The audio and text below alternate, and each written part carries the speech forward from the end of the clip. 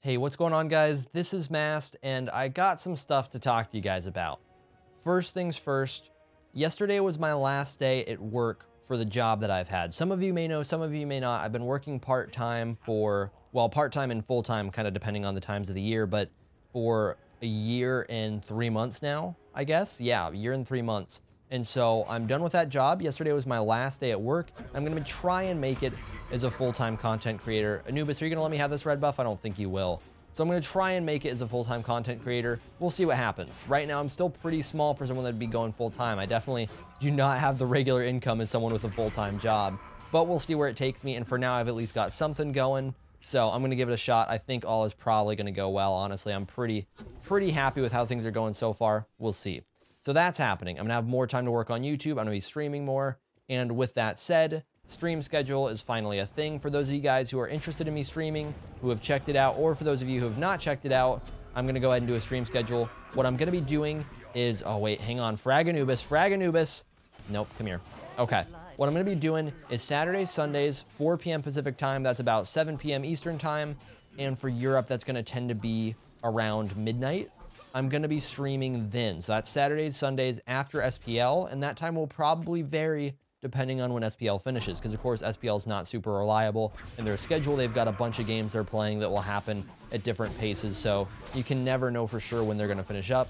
But I'm expecting it to be around 3 to 4 Pacific, and then it'll probably last 4 to 5 hours on both Saturday and Sunday. Wednesday is another day that I'm planning on streaming. So for Wednesday, I'm gonna be streaming at noon Pacific time. So that's gonna be 3 p.m. Eastern time, and in Europe, that's gonna tend to be around, oh no, Anubis, please. Don't frag me, get body blocked. Easy.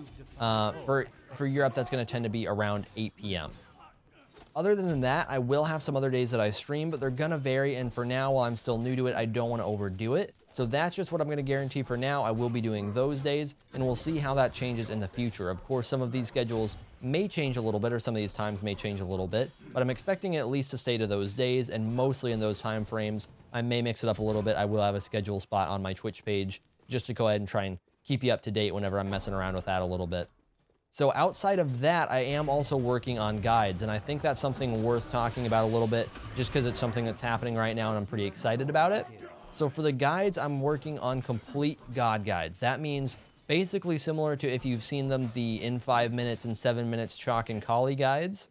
And with this, it's gonna be a little bit different, because this is going to be I mean, those were pretty in-depth. These are going to be very, very in-depth, going over the ability info, how your abilities work. You know, it's going to be over a lot of the basics, like how Loki Invis works, the basic stats to his ability, what you need to know about it. That's going to then transition into builds. What items should you be building on Loki? Loki, for example, lots of power and penetration. He's got fairly high scaling abilities. He uses auto attacks. The auto attack cancels a lot, so Hydra's is great on him. Going into builds that way, giving specific builds, talking about why the items are good, what you want to look for if you're going to customize it, stuff like that. From there, moving on to basic combos. The basic idea of playing Loki. Normally, you're going to be going in with your invis, popping your 3, blah, blah, blah, understanding the basics of it. From there, transitioning to auto attack cancels. Now, of course, my 1 and 3 are on cooldown right now, but with Loki, you can auto cancel basically every ability. So, auto 3 auto, very quick cancel, auto 1 auto, auto 2 auto. And so you get very quick cancels on Loki. That's something to talk about there. Of course, with other characters, it varies, but it would also be going over auto attack cancels, and then advanced combos, and that will tend to include auto attack cancels. It will also include other things depending on the characters. Most physicals just pretty much use auto attack cancels in different ways for a lot of their combos, but depending on what you're doing, there's different things as well. And then from there, moving on to basic matchups, how your character stacks up to other characters in the role. Is he better at melee range? Does he use CC? Is he single target, multi-target? How do their matchups compare a little bit? Like, if you're against Ravana, what are you gonna do? Stuff like that. So basic matchups, understanding how your character fits into the role. And then outside of that, I'm not playing at all right now, am I? What do I want? Ikeval Loki sounds terrible, but let's do it.